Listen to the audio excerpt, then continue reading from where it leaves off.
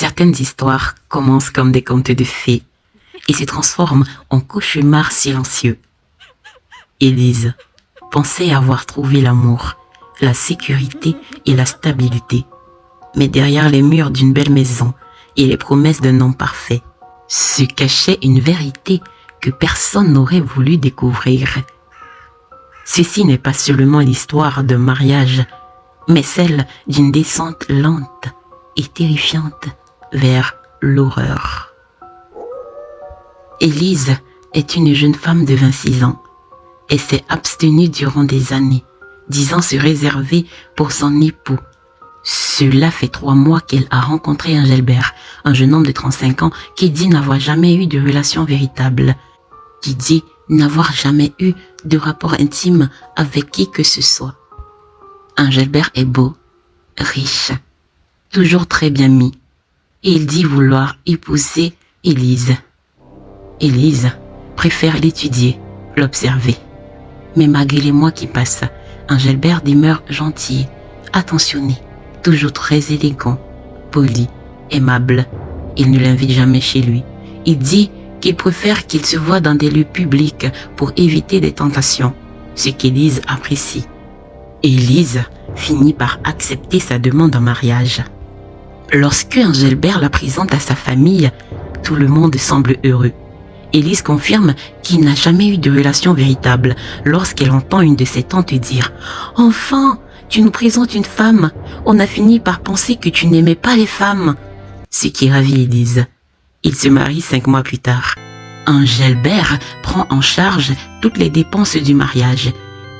Il refuse que la famille d'Élise donne quoi que ce soit. Pour la dot demandée, il apporte tout ce qui est exigé, multiplié par 3. Élise emménage chez son mari, dans une grande maison très belle. Élise est coiffeuse. Engelbert lui propose d'ouvrir un grand salon de coiffure. Il lui donne de l'argent pour cela. Élise est très heureuse. Mais quelques mois après leur union, Élise remarque quelque chose de très étrange. Son mari, qui jusqu'ici semblait très propre, après défécation, ne tire pas la chasse, ne se torche pas.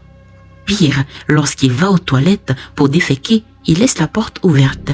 Il l'appelle à plusieurs reprises pour des raisons futiles, comme s'il voulait à tout prix qu'elle le voie déféquer. Lasse de tout cela, Élise essaie de discuter avec lui. « Chérie, il faut que je te parle. »« As-tu besoin de plus d'argent pour ton salon de coiffure ?» demande Engelbert. « Non chérie, dit Élise, c'est par rapport à quelque chose qui me dérange. Depuis un long moment, j'ai remarqué que lorsque tu défèques, tu ne te nettoies pas. Du coup, lorsque je veux faire la lessive, je retrouve sur tes petites culottes pleines de saleté. »« Alors, dit Engelbert, prends cet argent et va de suite acheter une machine à laver. »« Mais, bégaye Élise, ce n'est pas juste par rapport au fait de laver. Même lorsqu'on a des rapports intimes, c'est compliqué. Je te supplie chérie, fais des efforts. Si tu veux, je peux te montrer. Et de toutes les façons, je sais que tu sais le faire. » Elle s'agenouille près de lui et lui dit « Fais-le pour nous. » « Je le ferai, dit Simplo, je ferai des efforts. »« Une dernière chose, s'il te plaît, dit Élise. Peux-tu essayer de tirer la chasse lorsque tu défèques ?»« Bien sûr, chérie, répond Engelbert. Mais achète tout de même une machine à laver avec l'argent que je t'ai donné, continue-t-il. Merci, chérie, répond Élise. Elle remarque que son mari fait des efforts. Ses culottes sont beaucoup moins sales. Il ferme la porte lorsqu'il défèque. Cependant, après avoir tiré la chasse, il ne nettoie pas les selles qui peuvent rester collées. Et chaque fois qu'il défèque, il reste toujours des selles dans le bidet. Élise est obligée à chaque fois de nettoyer, parce que lorsqu'elle lui demande de le faire, il prétexte toujours être pressé. Élise prend sur elle. Mais quelques semaines plus tard, ça s'empire. Son mari ne se torche plus. Il laisse la porte ouverte lorsqu'il défèque. Il ne tire pas la chasse. Cela horrifie Élise, qui est désormais enceinte de plusieurs mois. Elle essaie d'en parler à son mari. « Chérie, dit-elle, tu faisais des efforts, mais depuis tout s'est empiré. Je t'en prie, mon chéri, ça devient insupportable. »« Mais de quoi parles-tu » répond Engelbert. « Je te suis fidèle, je te donne tout ce que tu veux. Qu'est-ce que tu veux ?»« Si c'est par rapport aux matières fécales, considère cela comme mon défaut. Aucun être n'est parfait. »« Aucun être n'est parfait ?» demande Élise. Elle lui crie dessus, l'insulte. Il lui dit calmement. « Tu es enceinte. Je ne veux pas te faire de mal, je préfère sortir. Il sort. Le matin, Élise le retrouve ivre mort dans les toilettes, couché par terre, ayant déféqué partout. Elle hurle de douleur. Elle le traîne par terre, laissant ainsi partout les selles. Cela ne le réveille pas. Elle nettoie partout en pleurs. À son réveil, son mari lui demande pardon. « Pardon chérie, j'étais en colère que tu m'aies parlé aussi mal, alors je suis allée boire avec des copains. Je suis allée avec Denis, tu peux lui demander. » « Ma chérie, demande tout ce que tu veux, je te donnerai. Mais je t'en prie, pardonne-moi, je ferai désormais des efforts. » Le soir même, il demande à avoir des rapports intimes avec Élise, qui a encore l'image de lui plein de défécation. Elle refuse, ce qui le met en colère. Il sort de nouveau, et pareil. Il est retrouvé le jour suivant dans les toilettes, ayant déféqué partout. Cette fois, Élise ne le tire pas. Elle crie son nom, il se réveille et va se coucher sur le lit conjugal. Elle hurle, pleure et préfère aller se coucher dans la chambre des amis. À son réveil, elle ne trouve pas son mari. Pire, il n'a même pas fait l'effort de nettoyer. Il a même laissé ses vêtements pleins de défécation sur le lit conjugal. Elle veut laisser cela ainsi, mais l'odeur est insupportable. Elle essaie d'appeler son mari qui ne décroche pas. Elle lui envoie des messages qu'il lit, mais ne répond pas. Elle nettoie, en pleure. Le soir venu, son mari de retour, elle lui parle de la situation. « Chérie, dit-elle, tu m'as dit que tu ferais des efforts. Mais qu'as-tu fait hier? Je suis enceinte. Il fallait que je nettoie partout. Regarde mon état. » « Et moi je suis un homme, répond Engelbert. J'ai envie de ma femme, mais toi tu me rejettes. »« Alors tu me punis ainsi ?» demande sa femme. « Bien sûr que non, dit Engelbert. Je te l'ai dit, j'ai bu pour noyer les soucis. »« Ma chérie, continue-t-il, autrefois tu étais si douce, si attentionnée, mais aujourd'hui tu me parles si mal, si agressivement. » Élise lui demande, « Pourquoi as-tu déféqué partout? Pourquoi es-tu partie sans nettoyer, sachant que je suis enceinte? Si je te parle mal, c'est à cause de tout cela. »« Pardonne-moi, ma chérie, dit Engelbert. Peut-on faire l'amour ce soir? » Élise refuse. Il la dégoûte. Lorsqu'elle le regarde, elle ne voit que défécation. Elle a même l'impression qu'il ne sent que ça. Elle décide de nouveau de dormir dans la chambre des amis. À son réveil le matin, elle trouve à l'entrée de la chambre des défécations. Elle hurle, pleure. Son mari est encore là. Il sort de la chambre conjugale et lui demande « Que se passe-t-il, chérie? Y a-t-il un problème ?»« Que se passe-t-il ?» répond-elle furieuse. « Qu'est-ce que c'est que ça? Tu as déféqué à l'entrée de la chambre dans laquelle je dors ?»« Ah oui, répond-il calmement. Désolé, ma chérie, mais l'ampoule des toilettes est grillée. J'ai eu peur, alors j'ai préféré déféquer là. » Elle se met à pleurer en répétant « Pourquoi? Pourquoi fais-tu cela? Pourquoi ?» Son mari se met aussi à pleurer, demandant pardon et disant « Je ne sais pas, c'est que je t'aime beaucoup. » Et tout d'un coup, comme s'il ne pleurait pas, il dit « Je dois aller au boulot. As-tu besoin de quelque chose ?» Élise lui demande « Tu ne retires pas ceci ?» pointant du doigt la matière fécale. « Tu peux embaucher une ménagère si tu veux, » répond son mari. « Quel que soit le prix, je vais payer. » Et il s'en va. Élise nettoie et appelle sa mère en pleurs et lui dit qu'elle aimerait lui parler. Elle va la rencontrer chez elle. « Qu'est-ce qui se passe, ma fille? Pourquoi pleurais-tu au téléphone? »« C'est horrible, maman, » dit Élise en pleurs. « Mon mari ne se nettoie pas lorsqu'il défèque. »« Apprends-lui à être propre, ma fille, » répond sa mère. « À être propre ?» demande Élise. Alors Élise lui raconte tous les événements récents. Sa mère crie. « Quoi? Mais pourquoi m'as-tu caché tout cela ?» Élise pleure. Sa mère lui dit « Écoute, je trouve ce dont tu parles bizarre. Ce n'est pas sûr, mais nous ne perdrons rien à aller voir Amidoula pour lui demander ce qu'il en est. »« Amidoula ?» demande Élise. « Mais maman, c'est un sorcier. Mon mari est sale. »« Ma fille, » dit sa mère, « je veux voir s'il s'agit vraiment d'un problème de saleté ou d'un problème spirituel. » Elles s'en vont rencontrer Amidoula. « Bonjour, grand Amidoula. Ma fille a un souci. Nous aimerions savoir s'il s'agit juste d'un problème de propreté ou autre chose. »« Racontez-moi, » dit Amidoula. Élise lui raconte tout. Amidoula sourit et dit « Ma fille, ta mère t'a sauvé la vie en t'emmenant ici. Elle a sauvé ta vie, mais aussi celle de ton enfant. »« Comment ça? Sauvé de quoi ?» demande Élise. « Ton mari n'est pas une personne sale comme tu le crois. Il défèque exprès devant toi. Laisse ses excréments partout, exprès. Exprès? Pour m'humilier parce qu'il me donne de l'argent? Demande Élise. Pire, répond Amidoula. Pire, demande Élise. Amidoula répond. Chaque fois que tu vois ces selles, il absorbe ton énergie. Quoi? Demande Élise. Amidoula continue. Chaque fois que tu les nettoies, tu perds de ta volonté. Comment ça, je perds de ma volonté? Demande Élise. Vu qu'on se dispute tous les jours par rapport à ce sujet. Oui, dit Amidoula. Malgré vos disputes, tu continues de nettoyer, n'est-ce pas vrai? Si je ne le fais pas, qui le fera? Et la maison va empester, dit Élise. Un jour, dit Amidoula, il va te faire manger ses excréments. Ça jamais, crie Élise.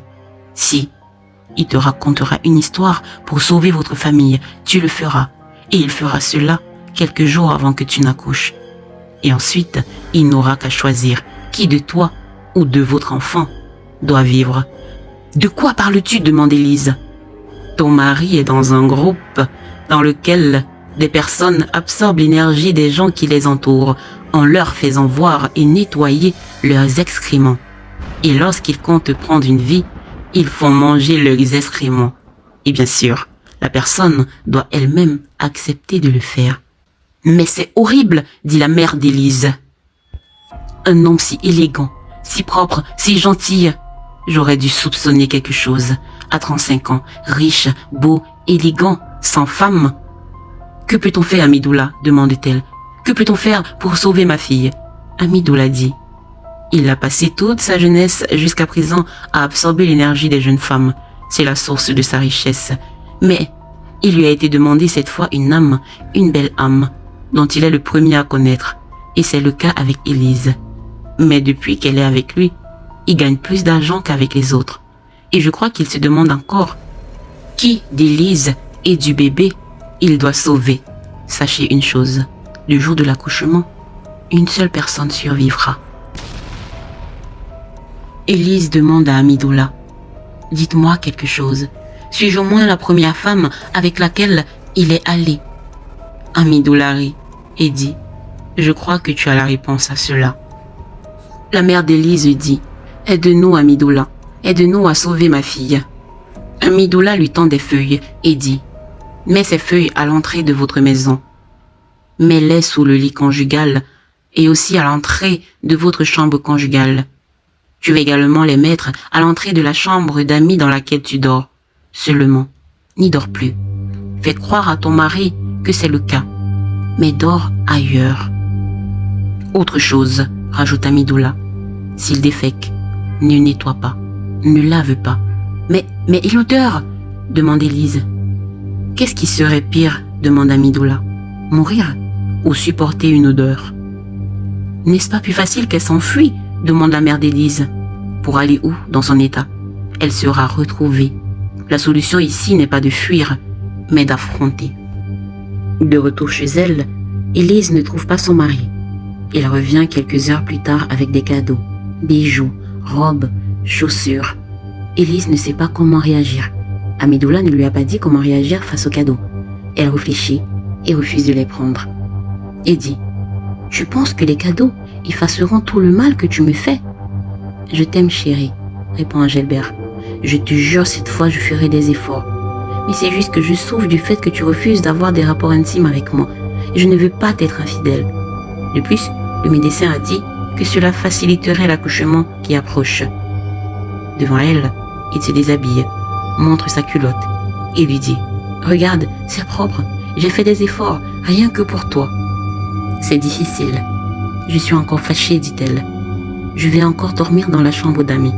Accorde-moi un peu de temps, s'il te plaît. » Elle se dirige dans la chambre d'amis. Son mari se met à hurler. « Que veux-tu enfin? Je te donne tout ce que tu veux. Tu veux me pousser à bout? À cause de toi, je vais devoir aller me saouler encore. » Il sort. Élise va se cacher dans la buanderie et y dort. Le matin, au réveil, elle trouve son mari couché à l'entrée de la chambre d'amis, plein de défécation. Elle le traverse et va prendre son bain. À son réveil, son mari à son tour prend son bain, abandonnant ses vêtements à l'entrée de la chambre. Il se prépare et va au boulot sans dire mot à Élise, son épouse. Celle-ci aussi sort quelques minutes plus tard et se rend à son salon de coiffure, dans lequel elle n'avait pas été depuis longtemps. Seul y travaillent ses employés qui lui rendaient compte de tout. Ses employés sont surprises de la voir. Elle dit « Ça va me faire du bien de bouger un peu ». Elle y passe toute la journée. De retour à la maison, elle trouve son mari. Lorsqu'il la voit, il hurle « Où étais-tu? Regarde l'état de la maison, elle pue !» « Et alors, dit Élise, c'est toi qui en es la cause, nettoie ta saleté. »« Tu es ma femme, dit-il, si tu ne peux pas le faire. »« Alors, embauche une aide ménagère. » Sa femme répond, « Tu pourrais par exemple arrêter de faire ce que tu fais. » Engelbert se met à pleurer disant, « Pardonne-moi chérie, pitié, nettoie. Demain, Denis, mon ami, vient me rendre visite à 17h. Je t'offrirai tout ce que tu veux si c'est propre. » Élise ne dit rien. Le matin, pareil, devant la chambre d'amis, des selles. Lorsqu'Élise va dans la chambre conjugale chercher des vêtements, elle trouve sur le lit des excréments. Engelbert prétexte un accident. Il lui dit qu'il lui offrirait tout si, au retour, la maison est propre. De plus, il rappelle « Je vais venir avec Denis, son ami d'enfance. » Élise, elle, décide d'aller passer cette fois la journée chez sa mère, à qui elle raconte tout. Celle-ci lui propose de ne pas rentrer, de passer la nuit chez elle. À 17h, elle reçoit un coup de fil. Son mari. « Où es-tu? Je t'ai dit que je viendrais avec Denis. » Il est furieux. Élise répond calmement. « Je t'ai laissé à manger dans la cuisine. Je n'ai plus qu'à réchauffer. Ma mère a eu une urgence. J'y suis. »« Et la maison? Tu imagines la honte que je viens d'avoir ?» dit Engelbert. « Rentre maintenant !» Puis il raccroche. 1 heure plus tard, il arrive chez la mère d'Élise, furieux, criant depuis l'extérieur. « Élise, où est ma femme? Je veux ma femme !» La mère d'Élise essaye de le calmer. Il la pousse violemment en disant « Où est ma femme ?» Élise apparaît. « Que se passe-t-il? Pourquoi es-tu aussi furieux ?» lui demande-t-elle. Élise est encore plus surprise car son mari est accompagné de Denis, son ami. « Rentre à la maison immédiatement, tu as du ménage à faire, » dit Engelbert furieux. La mère d'Élise gronde. « As-tu vu l'état de ta femme? Tu viens jusqu'ici la chercher pour qu'elle aille faire du ménage. »« Oui, répond sèchement Engelbert, c'est ma femme, je l'ai achetée. Tout ce que vous m'avez demandé, je l'ai donné x3. Alors j'ai tous les droits sur elle. »« Que veux-tu qu'elle nettoie ?» demande la mère d'Élise. Engelbert la toise et lui dit « Cela ne te concerne pas. »« Comment oses-tu parler ainsi à ma mère ?» demande Élise. Et Denis, qui ne dit rien. « Tu es son complice, n'est-ce pas ?» Denis la toise et lui dit « Obéis à ton mari, rentre à la maison, cesse d'être égoïste. Si c'est à cause des hormones, on comprend. Mais obéis et dis à ta mère de ne pas se mêler. »« Égoïste ?» demande Élise. « Mais qui est l'égoïste ici? Je suis enceinte. Je ne retournerai pas avec lui tant qu'il n'aura pas lui-même nettoyé sa saleté. » Engelbert va vers elle et lui assène une gifle et lui dit « Vous aimez les hommes accomplis, ayant voiture, maison, compte en banque fourni.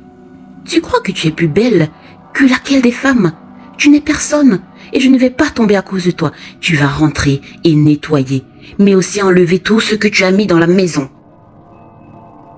Élise en pleurs lui dit « Je suis enceinte et tu me frappes. » Engelbert se met à pleurer en disant « Pitié ma chérie, pardonne-moi.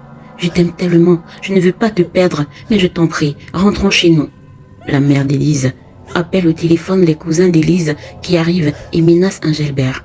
Ils lui demandent de partir, de se calmer, puis de revenir chercher leur sœur. Engelbert s'en va avec Denis, qui assiste à toute la scène sans dire mot. Le matin venu, la mère d'Élise lance un cri qui réveille Élise. À l'entrée de la maison, un gros tas d'excréments.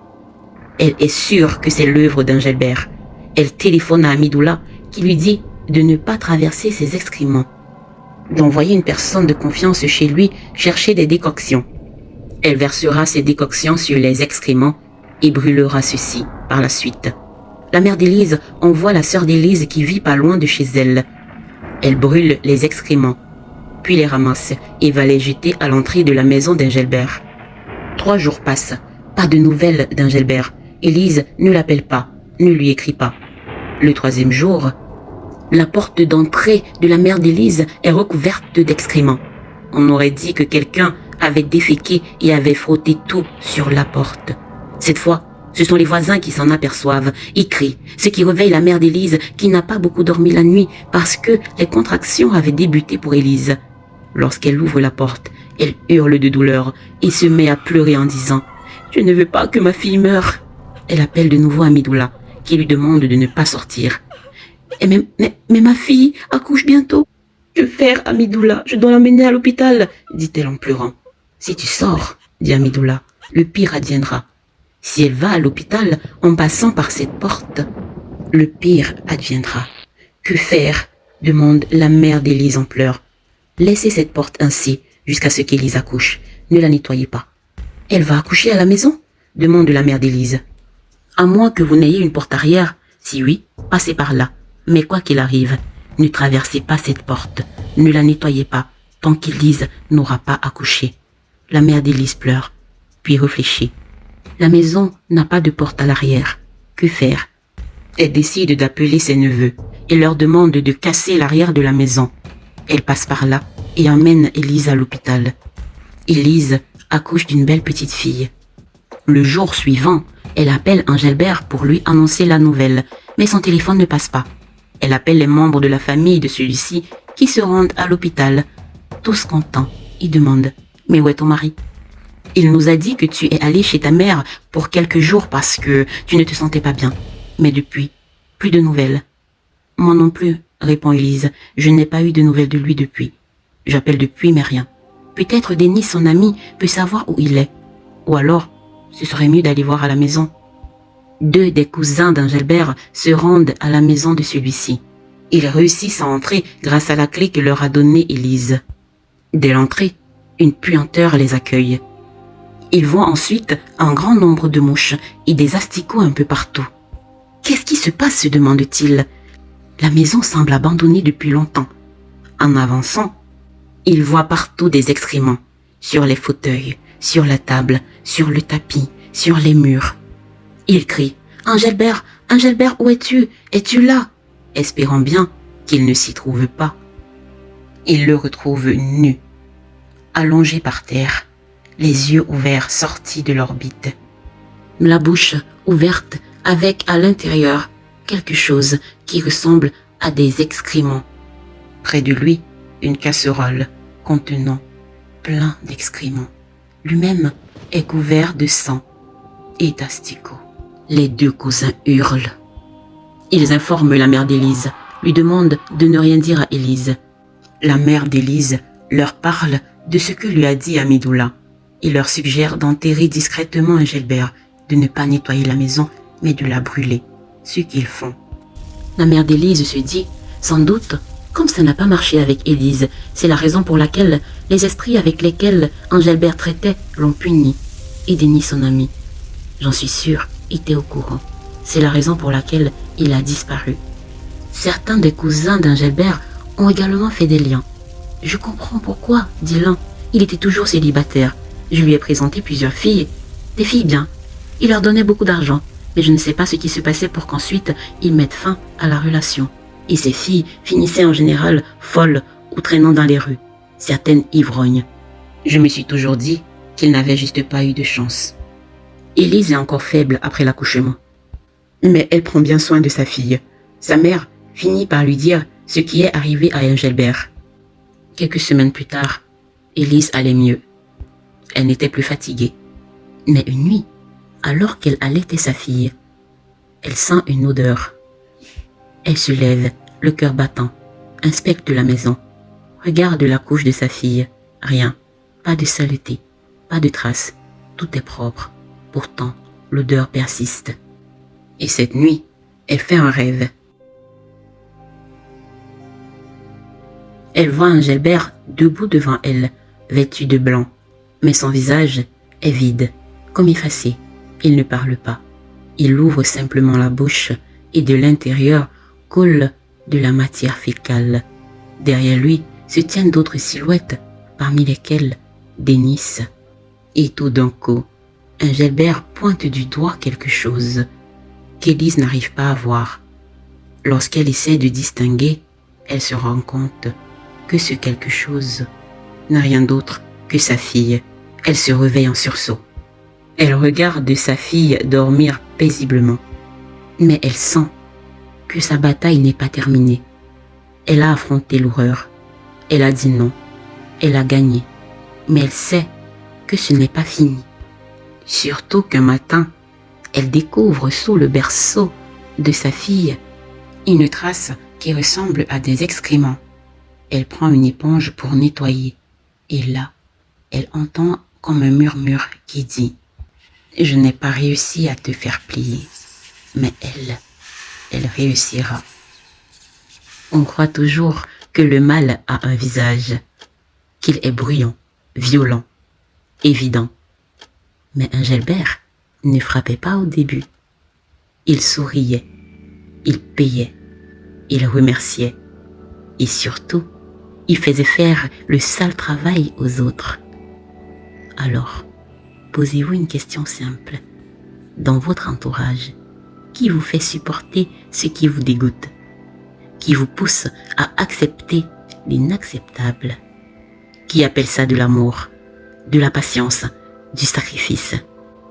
Si cette histoire t'a mis mal à l'aise, ce n'est pas par hasard. Ce genre de mal ne vit pas dans les contes, mais dans les relations ordinaires. Si un jour, tu te surprends à nettoyer pour quelqu'un d'autre, alors écoute bien. L'histoire a déjà commencé.